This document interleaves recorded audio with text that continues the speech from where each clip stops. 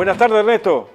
Buenas tardes Néstor, buenas tardes a los amigos de Andares, ¿Cómo a va los todo? amigos con los que tenemos el gusto de comunicarnos toda la semana. Bueno, Igual para que los nosotros es demás un placer que andes columnistas, por acá. que los compañeros no se pierdan ninguno de las columnas que se hacen en Andares, que son todas muy valiosas, porque bueno, hay que estar analizando el mundo en el que vivimos, Néstor. Sí, claro, y siempre hay aporte. Lo que pasa es que también, además de analizar, yo le estaba Ajá, diciendo a los televidentes, hay que participar en esa elaboración colectiva, absorber y luego, bueno, salir a bueno, hacer. seguro. Bueno, nosotros sabemos que analizando las cosas, escuchando los distintos puntos de vista, me encantó eso de que los compañeros empiecen a comunicarse con nosotros, nos digan lo que está bien, lo que está mal, las inquietudes. Está En claro. realidad nosotros no hacemos el programa, Néstor, para nuestra satisfacción, lo hacemos Exactamente. para que todo esto sea una palanca que sirva para ir avanzando. Y siempre ligado, digamos, con la realidad, con los problemas de todos los días. ¿Sabes qué? ¿Qué comentarios hay hoy? En todo este tiempo, Néstor, el tema del agua en la zona metropolitana ha sido un tema que dio para hablar, para discursiar, para considerarlo, para tener miedo, para hacer propuestas, para todo lo que quiera.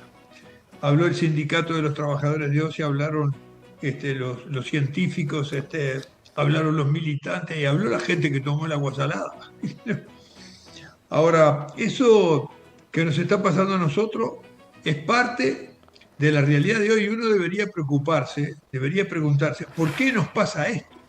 ¿Qué es lo que está sucediendo? Porque sequías siempre hubieron, pero 3 años de sequía, che. Y además no está pasando solo en el Uruguay. Mirá lo que está pasando en Estados Unidos, esos incendios impresionantes que hay en la costa oeste de los Estados Unidos. Están pasando cosas terribles. Sabés que ese gran centro de generación de ciencia y tecnología que es el Silicon Valley, es el corazón de donde surgió el Internet y donde se formaron las grandes empresas, está por dejar de funcionar porque se le está terminando el agua. Y en realidad todas las herramientas informáticas son grandes consumidoras de agua, porque en realidad tienen que enfriar los equipos, todo ese andar que hay ahí en esos miles de empresas están teniendo un problema brutal. ¿Y qué van a hacer si Silicon Valley no puede funcionar más? Están desesperados por esto que pasa. ¿Qué está pasando? ¿Sabés dónde está pasando? En realidad, en las grandes ciudades de los Estados Unidos, en Las Vegas, esa cuna de la joda, de Las Vegas, de la timba, que tiene agua por todos lados, tiene fuentes, tiene luces de colores, en realidad está teniendo un problema brutal con el agua disponible en Las Vegas. En Las Vegas, en Estados Unidos, nunca habían pensado que eso le podía pasar alguna vez. ¿Qué está pasando en realidad? Y no es solo ahí. Todos vemos los informativos que nos pasa lo que sucede con esos brutales incendios que están habiendo en Grecia, que hay un ambiente muy seco que favorece que se prendan fuego los montes. ¿Qué está pasando en Alemania? En Alemania, capaz que yo me voy a detener un poco, el río Rin está teniendo valores que nunca tuvo antes de bajos de agua. Y mirá todas las empresas que hay a lo largo de ese larguísimo río que atraviesa toda Europa. ¿Qué está pasando en España? Con esas temperaturas que están habiendo cercanas de los 50 grados y con falta de agua por todos lados. En realidad, este es un problema de nuestra época, no solamente de la seca que tenemos nosotros. Está pasando en todos lados, Néstor. Y además eso se junta con esas terribles inundaciones que nosotros también las vemos, que se arrasa pueblos enteros, que muere gente. ¿Qué está pasando? La información que tenemos ahora de lo que está sucediendo con los hielos antárticos. En realidad, los hielos antárticos han tenido una disminución en el último año en superficie igual a la superficie de la Argentina, ¿no? ¿Qué está pasando con la temperatura en el planeta? Que está aumentando en una forma desmedida.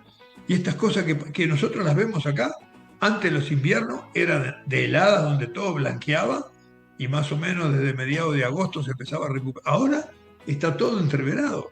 ¿Qué es lo que está pasando con la disponibilidad de agua potable para los seres humanos? Lo que nos pasó a nosotros aquí.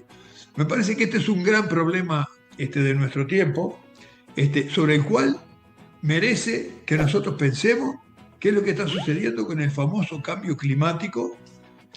Todo el mundo sabe que lo que está sucediendo son las emisiones de gases de los motores, de las máquinas, de los aerosoles, el famoso efecto sobre el anhídrido carbónico en la atmósfera y el efecto de invernadero. En realidad, lo que está sucediendo en el mundo y también en América Latina es que nosotros, nuestra sociedad, a esta altura, estamos en realidad reventando el planeta. Estamos explotando el planeta mucho más de lo que el planeta puede dar. Y nos está gritando en todos lados que así la cosa va a ser muy complicada para nuestro futuro, ¿no? Ahora, eso no lo dijo en ningún discurso de político, Néstor. Eso lo dijeron los hombres de ciencia. Y hace años que vienen hablando de esto. Y que vienen haciendo medidas y que vienen anunciando los riesgos que corremos con esto. Ahora, esto nos tiene que plantear un asunto muy importante en nuestro país, en nuestra realidad, en nuestra región, en América Latina, ¿no? ¿Qué cosas tenemos nosotros con las que podemos hacer mejor las cosas de las que hacemos y podemos dar una mano además al resto del planeta? Nosotros tenemos, primero, muchísima agua en esta región, tenemos mucha agua subterránea y como además está la cordillera y está el gran macizo central, tenemos agua abundante que corre por los grandes ríos, pero esta locura de lo que está pasando con el medio ambiente hace que todos nosotros tengamos que pensar con mucha seriedad en los problemas ambientales. Ya no podemos dejar de hablar los problemas ambientales, ya no podemos dejar de pensar en los problemas ambientales y de ver que es un problema sobre el que poco podemos hacer cada uno de nosotros de a uno. Esto lo tiene que hacer la sociedad en su conjunto. Esto tiene que ser materia de decisiones colectivas, ¿no? En una sociedad y de decisiones políticas en última instancia. Esto ya lo discutiremos cuando vengan los programas. Pero me parece que, vos fíjate que hay países, y yo decía lo de Alemania, que tienen una cantidad de instituciones que se dedican a esto. Yo, la semana pasada hablé de la universidad. Hoy quiero hablar de la investigación y de la ciencia. En Alemania ellos tienen planes de ahorro de agua en todo el país, en este momento, ¿no? Tienen, vos sabés que el 96% de los residuos domésticos que hay en Alemania, ellos 96% de los residuos domésticos van a plantas depuradoras.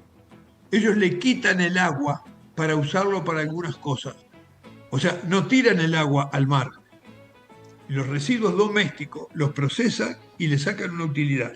Ahora, ellos tienen un Instituto Federal de Hidrografía que hace años que viene estudiando el nivel de los ríos, de las aguas profundas, de lo que pasa en la atmósfera.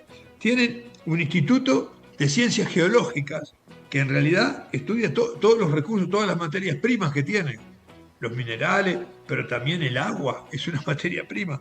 Ellos tienen una oficina federal de medio ambiente.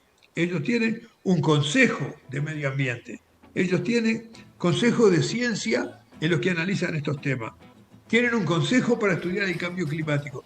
Yo lo que quiero decir, Néstor, con esto, tomé un país, hice una lista de los institutos científicos que están destinados a estudiar el problema del agua en este momento, ¿no?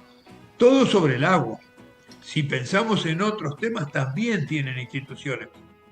En realidad, no darle importancia a la tecnología y a la ciencia, Néstor, es suicidarse. Si vivimos en este planeta que tiene todos estos problemas, capacitarnos nosotros mismos, darle la oportunidad a los gurises para que estudien, lo están demostrando nuestros estudiantes que cuando van a estas instancias internacionales de robótica han sacado premios muy buenos porque nuestros niños, nuestros jóvenes tienen capacidad de aprender. Lo que está faltando es que le demos la oportunidad de hacer esa ruta y de capacitarse. Yo creo que si nosotros, yo lo hablé con el agua, pero si lo hablamos con los virus, ¿qué tal? ¿No? Con los virus. Si lo hablamos con la genética humana, con la genética animal, con la genética vegetal, si lo hablamos con las técnicas de distinto tipo, ¿no? Si lo hablamos con la filosofía, si lo hablamos con la sociología, todo esto requiere, te pongo varios etcétera, porque en realidad el desarrollo de la tecnología y de la ciencia es esencial para la construcción del futuro del país. No puede dejar de verse esto, no se puede dejar de jerarquizar estos problemas, ¿no? Entonces, esto tiene una importancia, no es solo una importancia económica, yo diría que a esta altura tiene una importancia de supervivencia para nuestra sociedad en nuestra época, ¿no? Hoy me parece que todo el mundo está hablando, ¿por qué está haciendo la propaganda sobre 5G ante él? ¿No? ¿Por qué se habla del Internet de las cosas? ¿Por qué tenemos la fibra óptica? ¿No? ¿Por qué aplicamos estas cosas? Se aplican todas a nuestra vida. Este programa, Néstor, vos lo estás sacando porque tenés una conexión por Internet con los compañeros que hacen las presentaciones, los compañeros panelistas, y también estás conectado en Internet con los oyentes, si es que te mandan un correo, si es que te mandan un Sí, aviso. claro. Todo esto lo podemos Varias hacer, cosas ahí a la vez, por todas conectadas a internet. pero no puede ser, en el mundo de hoy, no estar al tanto de los avances tecnológicos. Ahora, esos avances tecnológicos, ¿no?, tienen un fundamento más abajo, más importante, que es la ciencia en sí misma, ¿no? En realidad, hoy hay muchas cosas para investigar científicamente, para formar a nuestra gente en las ciencias más profundas, en las ciencias físicas, en las ciencias biológicas, en las ciencias ambientales, ¿no? En realidad, también tenemos que formar a nuestros científicos. Y eso es hoy en el día. Un científico, acá hubo una discusión muy grande a principios del siglo XX, cuando en realidad era un gobierno que quería sacar el país adelante, que quería invertir, en aquel tiempo empezaban a venir los motores, había que pensar cómo íbamos a tener combustibles para esos motores, había que ver si en las rocas nuestras había algo bituminoso que nos sirviera para hacer combustible, si pudiéramos hacer alcohol y se probó, y qué rocas había, qué había de calizas. En aquel tiempo hubo un proyecto muy importante que se llamó el Proyecto Eduardo Acevedo, que impulsaba muchísimo esto, era don José Valle Ordóñez, y se rodeó de una serie de gente joven que se hinchó mucho para desarrollar estas cosas. A la prueba está de todo lo que desarrolló el Uruguay en sus empresas públicas para el desarrollo de los combustibles, en sus empresarios que produjeron el agua potable, en la generación de energía eléctrica, en las comunicaciones que en aquel tiempo eran por vías de alambre, ¿no? Todo aquello se hizo con un esfuerzo muy grande y hubo una discusión de cómo se tenían que formar los jóvenes uruguayos, ¿no? Lo que sostenía Eduardo Acevedo era que lo mejor era que nuestros jóvenes fueran a los centros del conocimiento, Alemania, Inglaterra, que eran los más adelantados, a Francia, y que hicieran todas sus capacidades y a los 4 o 5 años de estar allá volvieran aquí bien preparados a desarrollar esas disciplinas en el Uruguay. Don José Valle Ordóñez pensaba distinto. Él decía que lo que teníamos que hacer era traer científicos ya formados en sus países, ¿no?, y traerlos a desarrollar las actividades acá.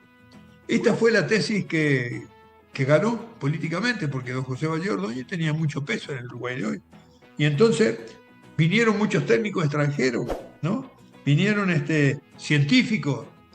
Toda la ciencia veterinaria la desarrolló el doctor Salmo, que era un médico veterinario muy bueno en Estados Unidos. El gobierno le hizo un contrato y lo trajo a trabajar acá y creó la Facultad de Veterinaria. El doctor Bauhaus era el director de los campos experimentales de Berlín y el gobierno le ofreció un contrato. Él puso 2 condiciones. Él dijo: a los técnicos los nombro yo y a los técnicos los echo yo. Si me aceptan eso, yo voy, dijo. Y bueno, y el gobierno se lo aceptó, le hizo un contrato de buena remuneración y se vino en barco con su familia y creó la Facultad de Agronomía, ¿no? El gobierno trajo a Berger, que creó el Instituto Berger, que fue un productor, digamos, de genética vegetal, la producción de semillas en el Uruguay. El gobierno trajo al doctor Clark de Estados Unidos y creó el Instituto de Química Industrial, que tenía como cometido producir un carburante nacional. O sea, esta discusión de cómo se forma la gente era la discusión de hace un siglo. Hoy el Uruguay ha hecho muchísima experiencia. La gente se forma estudiando acá y la gente se forma haciendo sus posgrados en el extranjero, y muchas veces para hacer posgrados en el extranjero ni siquiera hay que ir al extranjero. eso se puede hacer desde acá. Y además podemos contar con técnicos muy buenos a nivel mundial para que participen en las discusiones que tenemos acá, no solo en las clases que se les dan a los estudiantes. Hoy el mundo de las comunicaciones ha cambiado muchísimo y eso es una gran facilidad que tenemos. Y no podemos dejar de hacer estas cosas porque son esenciales. Yo creo que, ¿cómo va a ser? Nosotros hicimos una transición energética en esto. ¿Te acordás que primero generamos energía eléctrica? ¿Te acordás? Se decía termoeléctrica, porque allá era generar electricidad con motores al principio, ¿no? Eso empezó en 1930. En 1945 se empezó a usar la energía hidráulica. Se hizo la represa de Rincón del Bonete, ¿no? Ahora, después la Central Valle se modernizó y teníamos generación hidroeléctrica en la represa y teníamos en la Central Valle. Ahora, ¿qué pasó en los últimos años? Hubo un cambio importantísimo en esto. La matriz energética cambió. Hoy, Néstor, en realidad ya no generamos energía eléctrica con derivados del petróleo. Ahora la generamos o con la corriente de los ríos, porque tenemos Rincón del Bonete, Baigorria, Palmar en el Río Negro, tenemos Salto Grande en el río Uruguay, ¿no?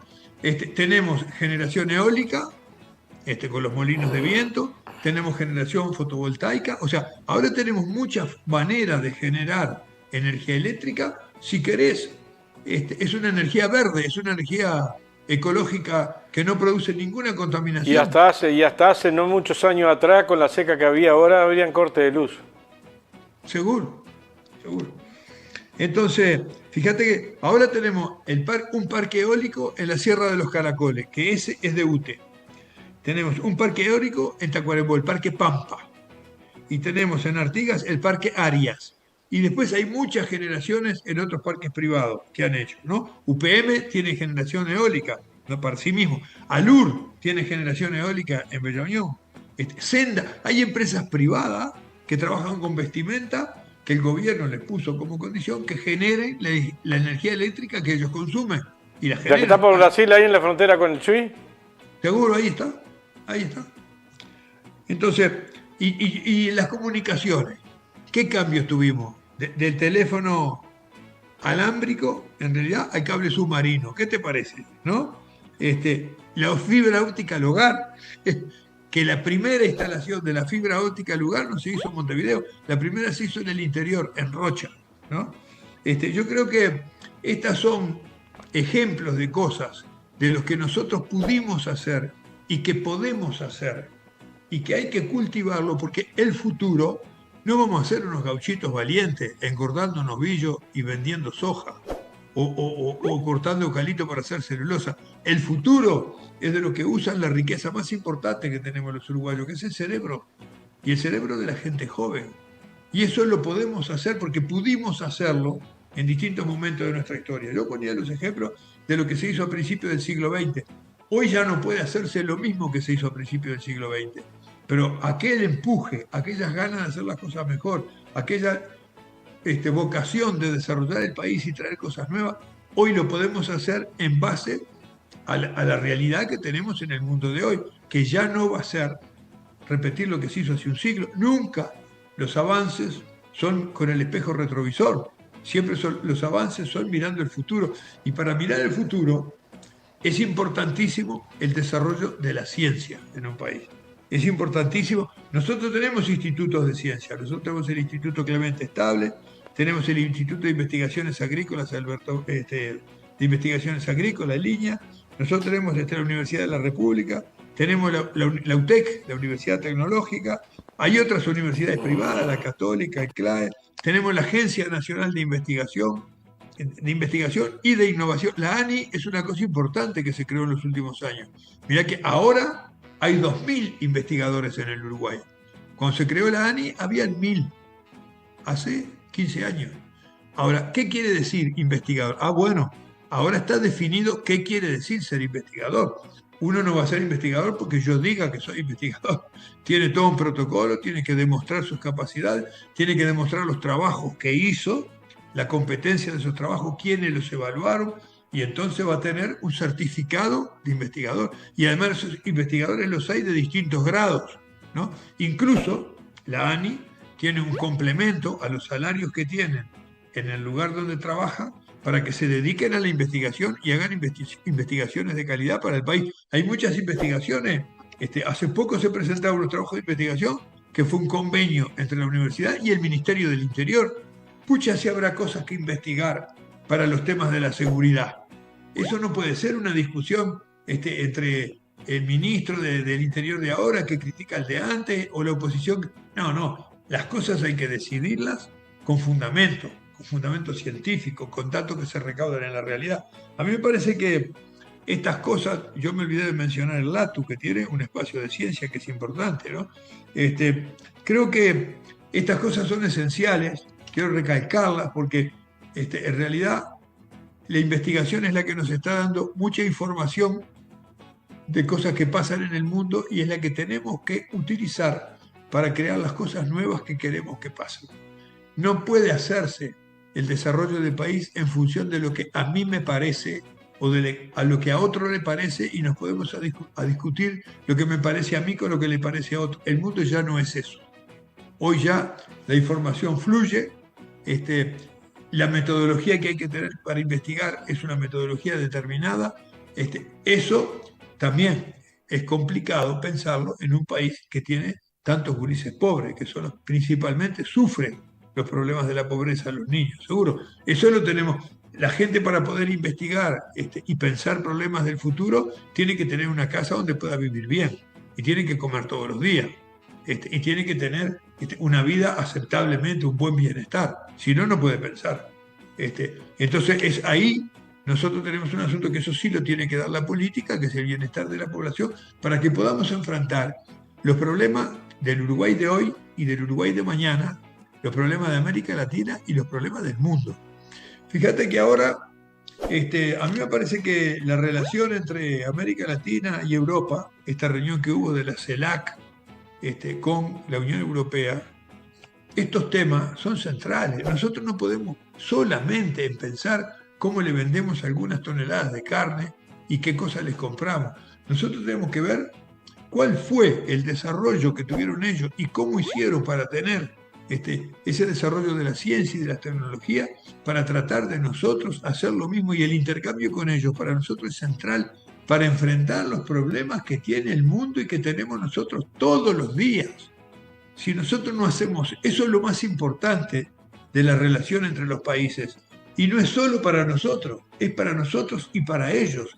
Cuando se hace un trabajo de investigación en el Uruguay, no es para el Uruguay, se hace un trabajo de investigación como fruto de la aplicación del método científico, y eso le sirve a todos los científicos del mundo. Ahora, seguro nosotros registramos, en realidad, en los registros internacionales, donde las invenciones se les acepta y quedan patentadas, digamos, muy pocas cosas por año porque tenemos poca inversión en investigación y en ciencia. Entonces me parece que el momento en que se está discutiendo la rendición de cuentas para los próximos años, dedicarnos solamente a pensar cuánto tiene para esto, cuánto tiene para aquello, sin pensar los grandes problemas que tiene el Uruguay de ahora y el Uruguay de los próximos años, y que las inversiones que tenemos que hacer son pensando en eso, ¿no?